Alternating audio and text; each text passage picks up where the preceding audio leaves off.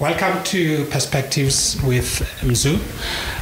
Today my guest is Stephan Hofstatter, who is an investigative journalist for the Financial Mail and the Business Day. We're chatting about his book, License to Loot, how the plunder of Eskom and other parastatals almost sank South Africa. The book essentially is on the intricate ways in which state-owned enterprises, in particular Eskom, was systematically looted, and how a few individuals managed to crack the code and obtained a license to loot on an industrial scale. And we saw in the wake of the attempts by the Guptas and the Gupta cronies, how the corporate governance at Eskom failed, and the book brings out individuals that are behind the scheme. It draws out links between the corrupt activities within Eskom, as well as touching on some corrupt activities in other state-owned enterprises and shelf companies that were used to pay kickbacks back to Gupta-related companies, both in South Africa and in Dubai. The book does well to paint a vivid picture of the actors as well as the structures that they used to channel or to funnel funds to Gupta-related companies, as well as to create vehicles for money laundering. Welcome, Stephan. Thank you, Mzu. Thank you for having me. Awesome. I'm quite excited about your book. I've read it. It is very clear. It's written in a very easy storytelling manner. It's accessible to the reader.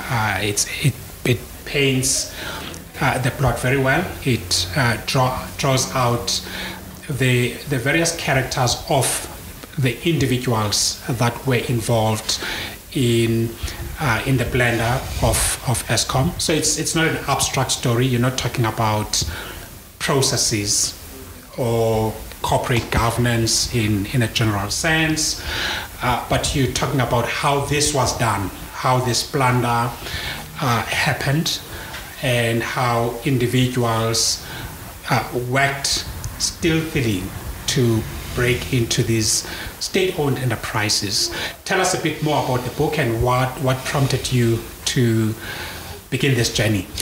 Well, I mean, let me just start by saying I appreciate that you find it accessible to read and that you were able to get a sense of the characters involved and the unfolding story, because that's one of the tasks I set myself. This is such a vast amount of material. There's there are endless numbers of strands that I sought to pull together. So that was part of the motivation. Is we end up reporting on one scandal after the other. And really, we don't get the chance as reporters on newspapers to pull it all together into one engaging story and to go into the characters involved. So that was part of it.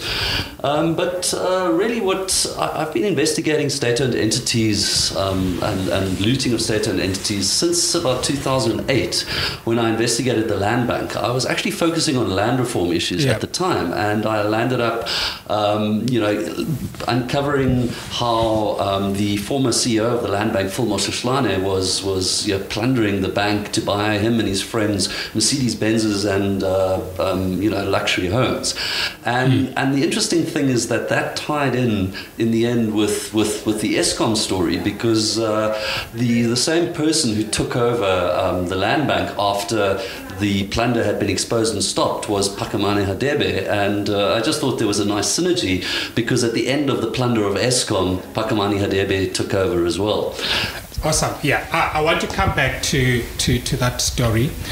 I think many people have been reading books on state capture or stealing a city or one form of corruption or another, or the legacy of Jacob Zuma.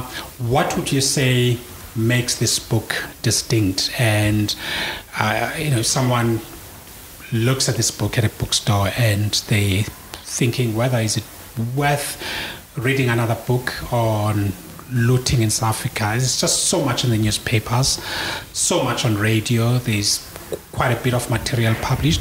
What would you say stands out in particular about this book, and that should persuade any South African who cares about governance to read it? Well, the first thing is it's already been described by a person who's read it as a gripping read. So, okay. I really put a lot of energy into trying to make it a gripping read, for you to try and get a deeper insight into the characters, the deal makers, and also how they put all those deals together. So it's an unfolding narrative that should keep that I hope is almost like a page turner. I wrote it to be something like a disaster movie, that you're actually seeing a disaster unfold, but you can't wait to read the next chapter in the unfolding disaster. So that's the first point. The second point is I spent a lot of energy in trying to make sure that the information was accurate and based on hard evidence as opposed to rumor and conjecture. And for that purpose, I had a lot of, I had access to a lot of material from anything from the Gupta leaks to thousands and thousands of minutes of meetings of ESCOM, and really so it was very important to separate rumor from evidence-based fact, so that when you come out of this picture, you're not just hearing another version of propaganda that can easily be debunked. And then, there's a lot of new detail about, a lot of the deals that we may have heard of, but there's a lot of inside detail that you'll find in this book that you haven't read before. And really, it's the only book so far that is focused on the biggest state entity that actually poses a risk to the entire economy, which is ESCOM. Awesome. I can certainly attest, Stephan, that myself, having been part of a group of academics to try and piece together the evidence and various reports on state capture to make a sense of it all and to join the dots, I found your book fresh, and also I found that it balances well. It makes a very difficult. It manages a very difficult balance between being deep in terms of a deep dive into what was happening in the last decade, yet the information is easy to digest. It's easy to understand and to follow the narrative. And as I said, the characters come out vividly. So you know what role various individuals played, not in a form of hearsay. There's a lot of corroboration of the specific role that individuals played, both good and bad, because there are actors in your book that are clearly masterminds of this loot, and there are individuals in your book that have been able to resist it, and I find that I learn quite a lot from these unsung heroes, which you mentioned by name in your book, and I don't think you intended on casting a spotlight on them as people to be lionized, but you simply paint their role on a broader canvas of a very complex corruption story, large-scale corruption story that took place in the country in the last decade. Now, the investigative journalists are very mysterious characters to those who've never met them, and I think you're the first investigative journalist to meet in person. You read, their stories, and they have an aura of mystery about them, because of the larger-than-life task that they have to undertake, risking their lives, and you kind of try to get a picture of what it means to do the kind of work that investigative journalists are doing, managing to get information from sources, being trusted by sources. And just if you can just maybe briefly paint us a picture of a life of an investigative journalist, and how much of your training or your experience as an investigative journalist helped you to piece a book like this? Well, there are different strands to that question. I mean, the one is really you're always on the lookout for evidence, because in essence you're not reporting on something as it unfolds. It's not breaking news. It's not like going to a war zone and a bomb explodes and it's big news immediately. And what's important there is that it's fast and immediate. And often what you're doing is you're reporting on things that are hugely contested, and people are contesting history in a sense. So what you need to do is you need to build relationships with people. Mostly, I found that is the key to this, is to build relationships with people who have access to secrets and have evidence to back those secrets up.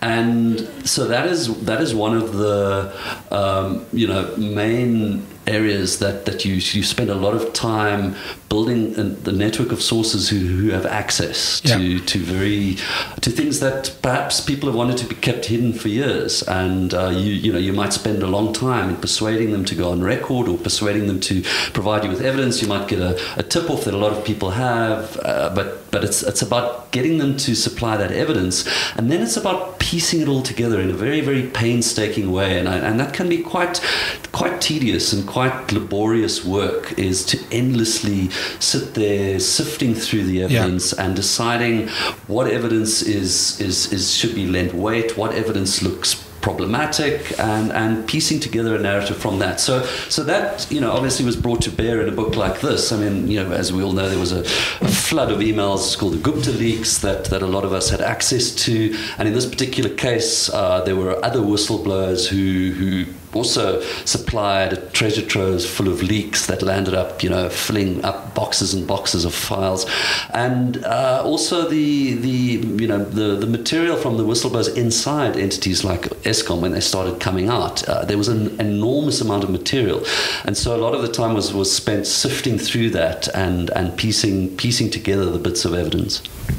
Awesome. As I said, it's a wonderful book again, and I'm not thumbing it up because you my guest. I tend to be very critical of written piece of material, because I'm trained as a critical thinker. So the book is very dizzying. It's very credible, and I like the way in which you back up your assertions or your narrative on individuals as well as on events that take place. When you've painted a scene back to some of the earlier moments of your life as an investigative journalist, and I found the story about Grace Sehlaule quite gripping and quite profound in how state institutions can be destroyed in a very systematic way by individuals, in highly ranked individuals, because there is, in this case, Phil Motlahlane, who was at the time, I think he was acting at the time as the CEO of Land Bank. And Correct. He had seen opportunities. He had seen a pot of money that nestled in the Agri-BE fund, a fund that was earmarked for empowerment, for transformation, to empower, to support, not just transformation as in big boys and girls transformation, but transformation that also looked at small scale projects where smallholder farmers or projects that are smaller could get about 460,000 rands per project. And he knew someone who was running an AIDS orphanage and who had vulnerabilities because it was very tough to get the orphanage off the ground and to give a promise of a better life to AIDS orphans that she was looking after. She had a vision of them living in this tranquil farm, eating the vegetables that were grown in this farm and making this endeavor viable and viable and affirm the dignity of life. And in this case, in the story that you tell towards the end, at the end of this book, is a senior official who was entrusted with significant responsibility, who saw this orphanage as an opportunity to front the loot of money out of the land bank, to buy expensive cars, to take care of his family, to buy expensive homes, and so on. Just reflecting on this story was, and just tying it back to the subject you deal with in your book. What are some of the striking parallels? What story does this tell us about the depth of corruption in South Africa? Well, I think one of the parallels for me was the breathtaking cynicism of Phil Moshoeshoane. To use a woman who is running an HIV/AIDS support group from her garage in Mamelodi and wants to start a farm for AIDS orphans to help these children have a better life, a more healthy upbringing, and to use that as a front to loot. That sort of brazen cynicism to me, it's beyond the pale to do something like that, and that reminds me of the way that the Guptas and their network operates. And a similar issue there for me is the way that Moshoeshoane used the moral and economic really imperative of proper orderly land reform as a license to loot. He used that in a similar way that President Jacob Zuma and the Guptas really used black empowerment and the notion of a developmental state to uplift and have inclusive growth in a country with massive disparities between rich and poor and black and white. To use those as almost as a facade or a fig leaf for looting. For me, there were similarities in the way that they operated.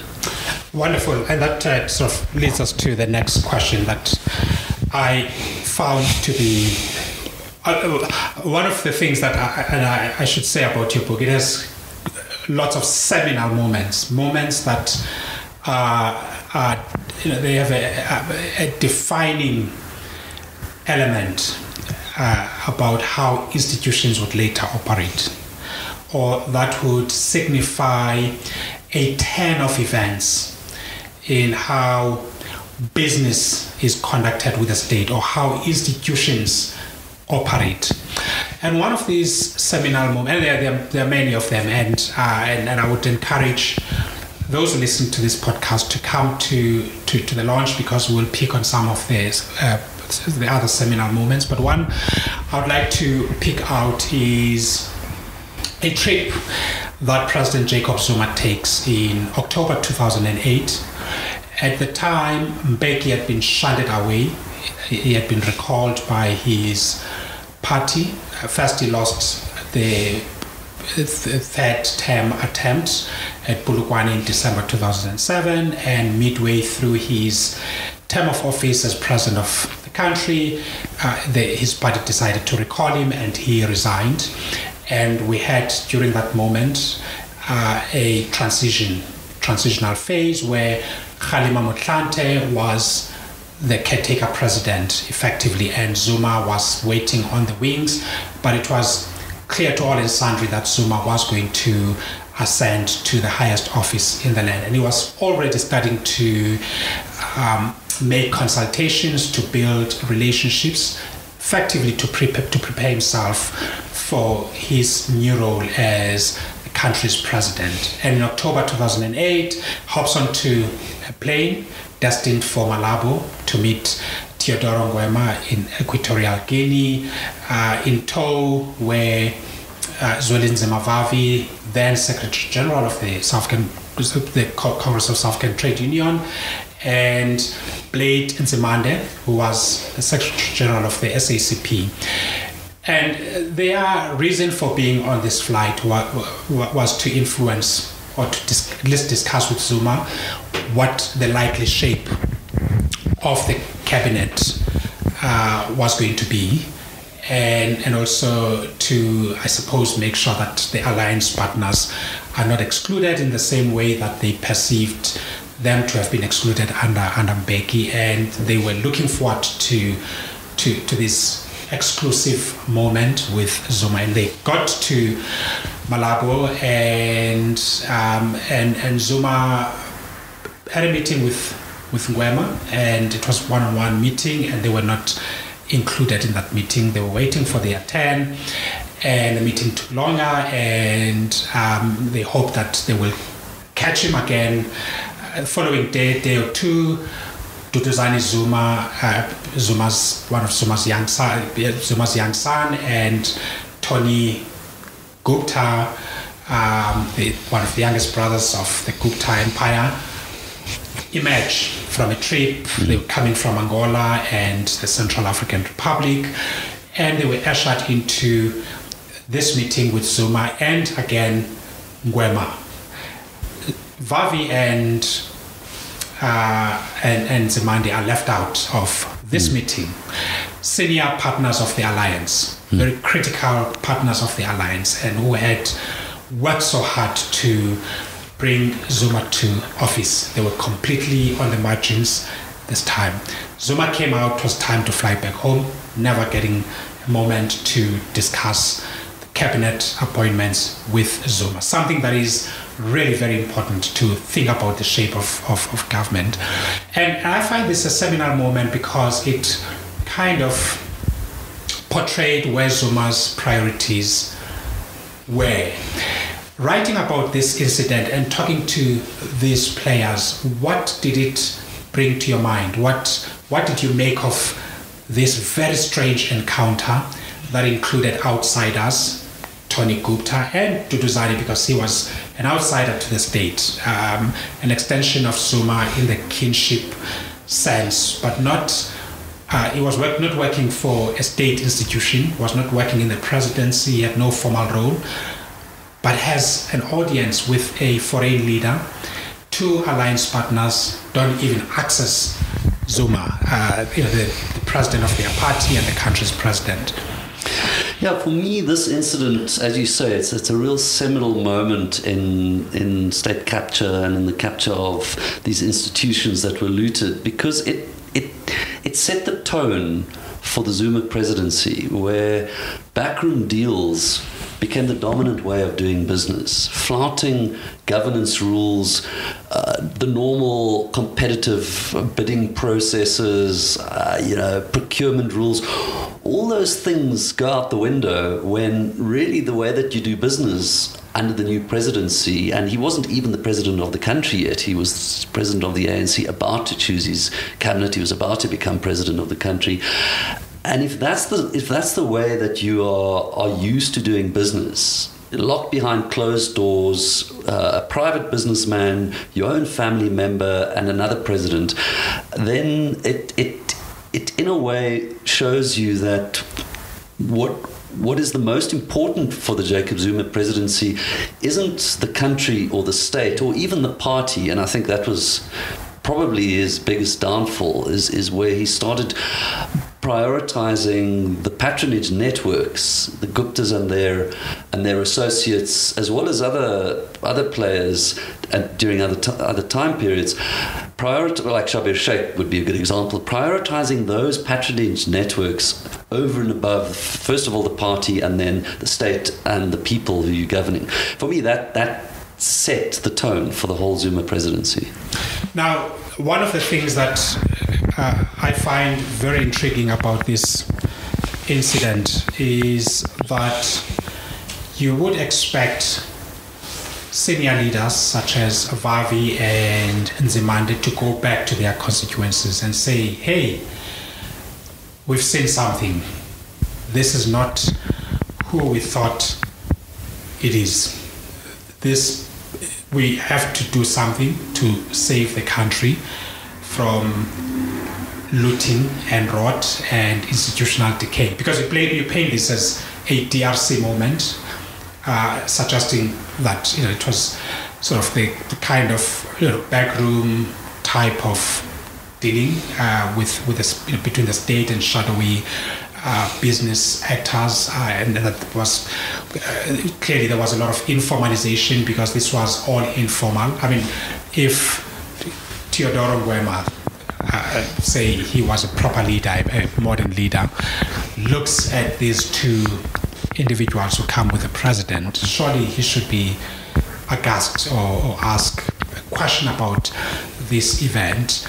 But it doesn't happen that way because we are now having a DRC moment, a moment of informalization of the relationship between state actors and shadowy business or fractions of business elites in the country who look at the state as an avenue for private profiteering to obtain from the state license to access the vast repository of wealth that are in the state sector, hence SOEs, etc., as well as the relations between the state and foreign actors for lucrative business deals in those countries. But surely for someone like Nzimande and Vavi, they should have read this. I mean, these are not these are experienced, seasoned leaders. This should have told them something about new ways in which the state was now going to be operating, and they had a responsibility to stick their heads out early on and push hard for the alliance to come out of this arrangement rather than to bless it. Yeah, I mean, I think again, hindsight isn't an exact science, and I guess one has to put yourself in their shoes and take your mind back to that time. This is 2008. This is just after the Polokwane conference. This was the time where there was a lot of unhappiness with Thabo Mbeki and the way he was. His aloof style of government, the way his alliance partners felt that they were being sidelined, they were being frozen out. They felt that he was misusing the state apparatus, the intelligence services, the police, to further his own ends and to persecute them. Very similar things that Jacob Zuma became accused of and did to much more devastating effect. I mean, those were the pressure cooker, moments of the time. So I think that. My sense, again, and I mentioned this in the book, was that it was a coalition of the disgruntled. They weren't together. Those three individuals weren't together in the same tent because they were on exactly the same ideological page, but it was because of what they were against, and that was they were against the Thabo Mbeki presidency and his style of presidency and his economic policies. So I think that probably blinded them to a lot. Whether that particular moment in Equatorial Guinea should have meant that they should have pulled out of the alliance or rung big alarm bells at that particular moment. Look, perhaps it wasn't clear enough at that point, and perhaps perhaps they decided on the marriage of convenience, and perhaps they should have spoken out sooner. I mean, I know that it wasn't that long before the COSATU and the Communist Party started publicly raising concerns about the influence of the Gupta family on President Jacob Zuma. If I'm not mistaken, it was in 2010, which was 2 years later, after 2008. But sure, I mean, we could accuse them of not standing up earlier. I think perhaps worse is how, 5, 6, 7 years later, the alliance was still going strong, and you had people in the same cabinet only very recently, only 2 years later, coming up and suddenly breaking ranks. Awesome.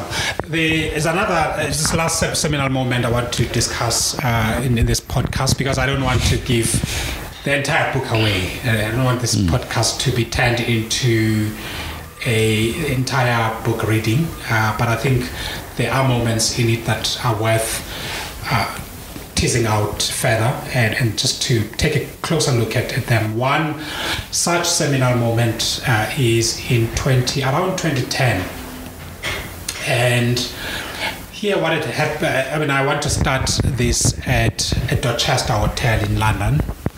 You had Cynthia Carroll, who was at the time the CEO of the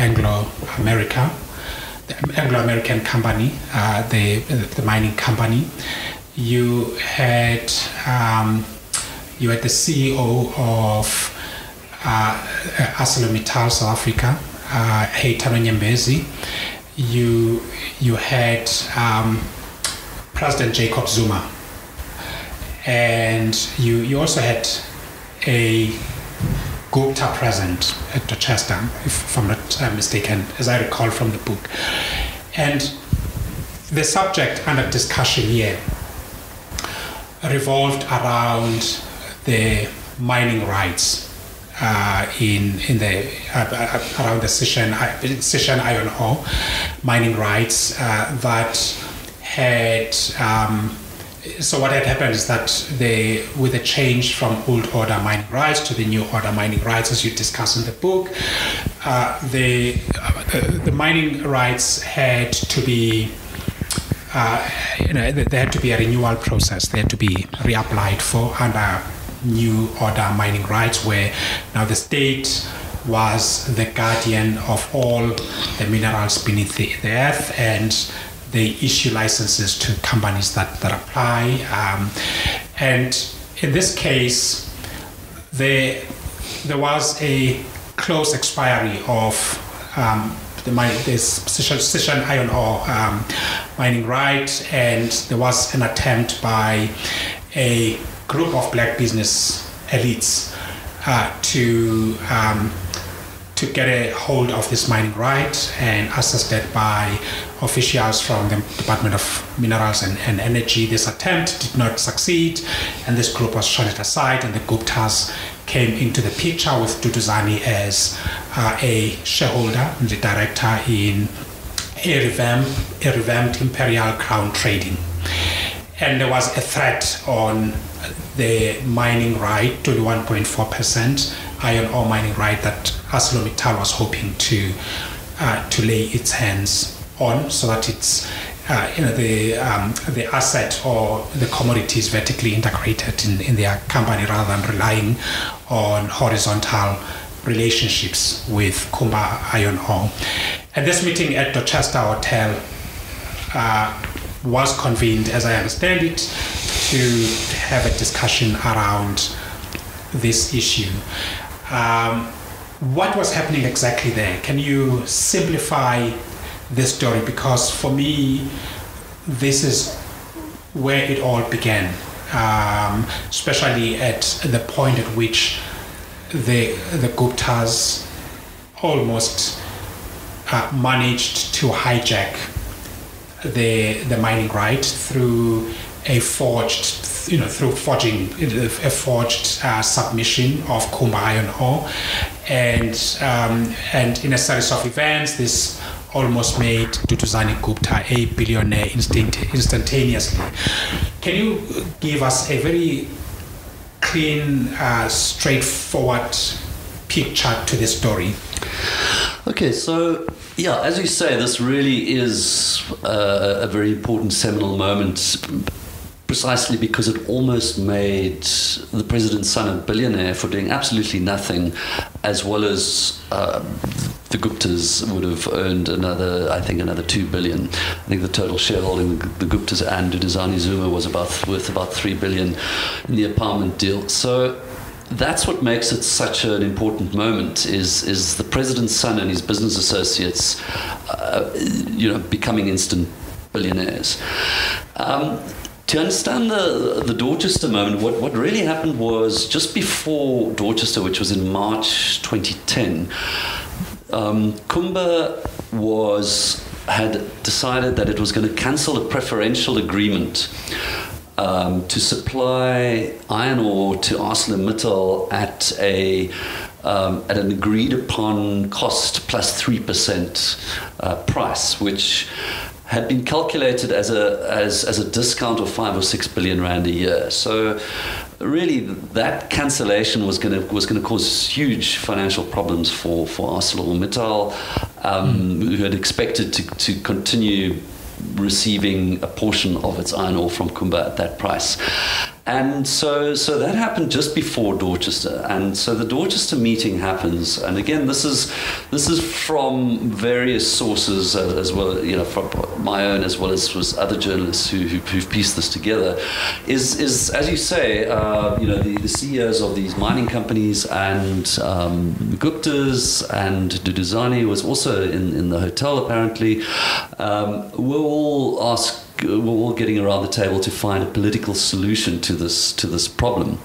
And what happened soon after that, almost immediately after returning from London, after Zuma returned from London, suddenly the Guptas, through a proxy called Jagdish Parekh, obtained a 50% stake in this little shelf company called Imperial Crown Trading, which had managed to hijack a portion of the rights to Sishen iron ore mine that Kumba wanted because ArcelorMittal had allowed it to lapse, as you were saying. The new order mining rights was coming into effect, and ArcelorMittal had not been quick enough to convert its rights. So Kumba jumped in and wanted to take that right, and along came this shelf company and hijacked it. And just after the Dorchester meeting, the Gupta proxy Jagdish Parekh suddenly becomes a 50% shareholder in this company that had hijacked the portion of the mining right. And the CEO of ArcelorMittal then started discussions with the Guptas about cutting them in on a big empowerment deal. So those events happened almost immediately after the alleged conversations in the alleged meeting in the Dorchester Hotel. And then a couple of months later, ArcelorMittal drops this bombshell and says, right, we are now going to do a 9 billion rand empowerment deal that cuts the Guptas and the president's son in, and we're going to pay 800 million rand to the shelf company that hijacked the mining rights from Kumba. And that process would have made Duduzane Zuma, the president's son, a billionaire. And it just stinks of corruption, doesn't it? Yep. Just my observation, reading this section, it suggested to me that these multinational companies had at that point decided that this is how business is done in Africa, and we're going to do it that way. As I understand, in the case of ArcelorMittal, they were dissuaded from going ahead by shareholders who simply refused to allow this to happen. And I think at the time it was the PIC that was very vocal on the empowerment deal.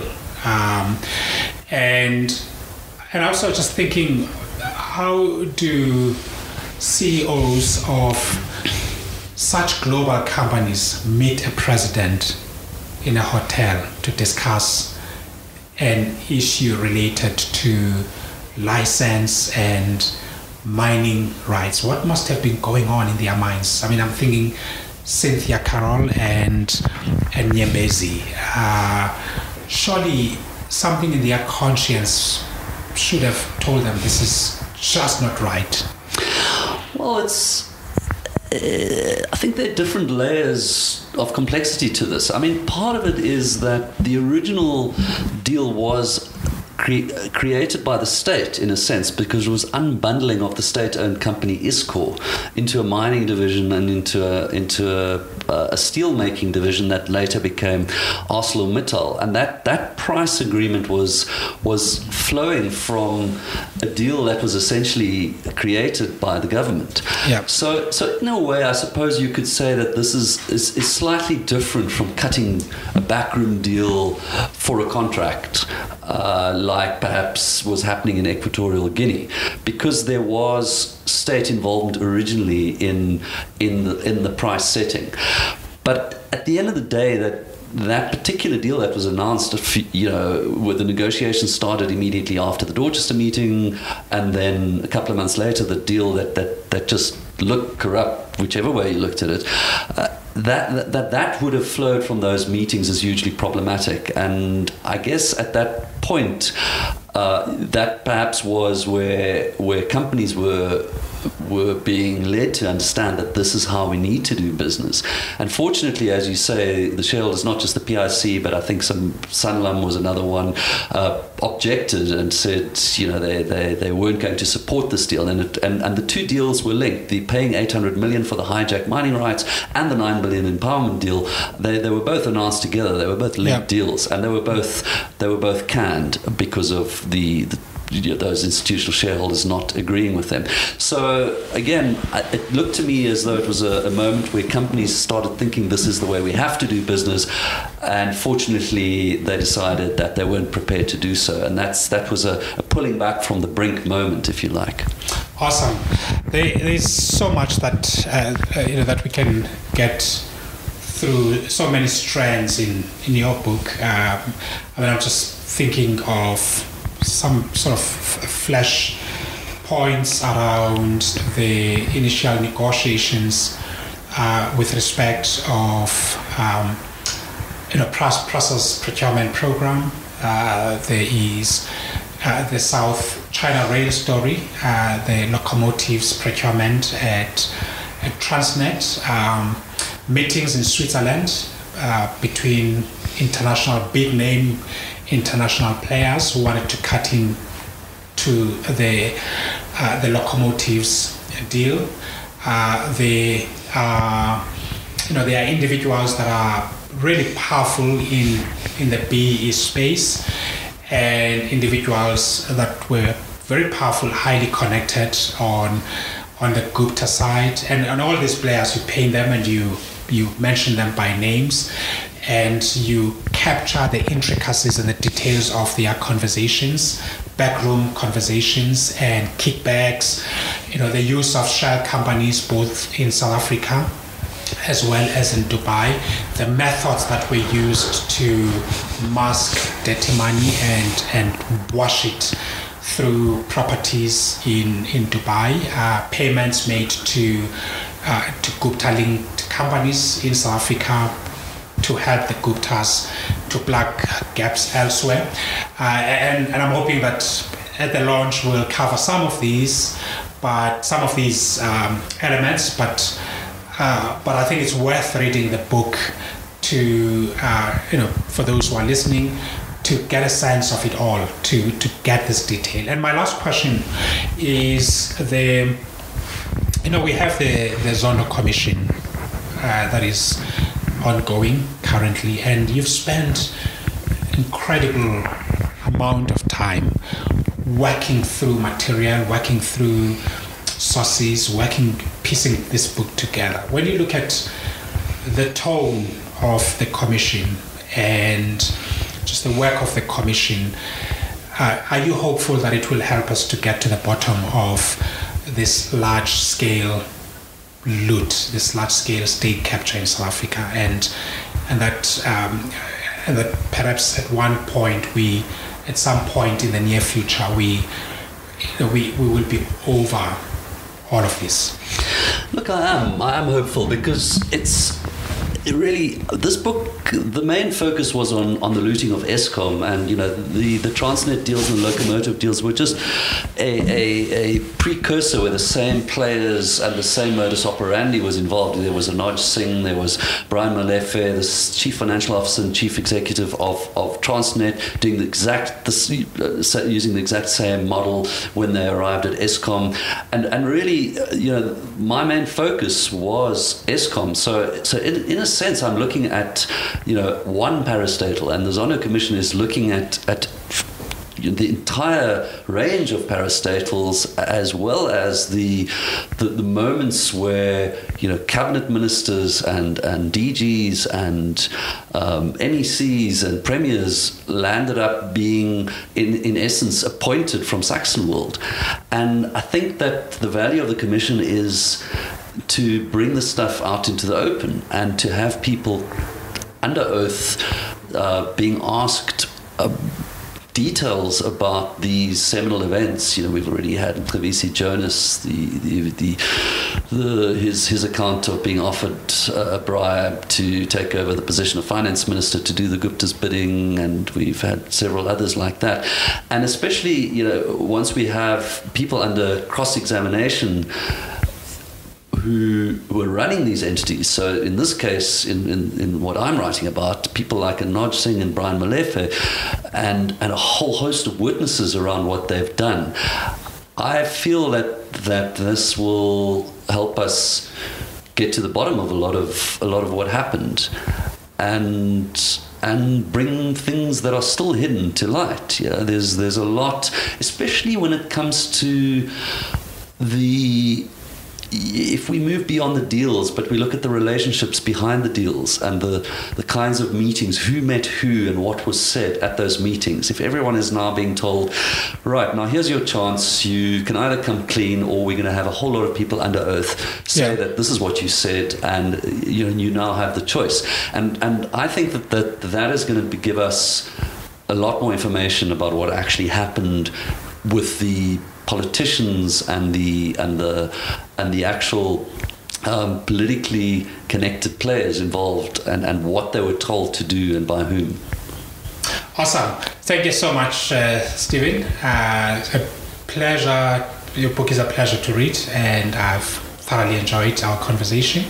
I look forward to having these conversations, but focusing on different dimensions at the launch next week. What's the date of the launch again? Can you maybe say where the launch will take place and what time? Yeah, thanks Mzu for this conversation. The launch is on the 20th of September at Love Books in Melville. Awesome. Thank you so much.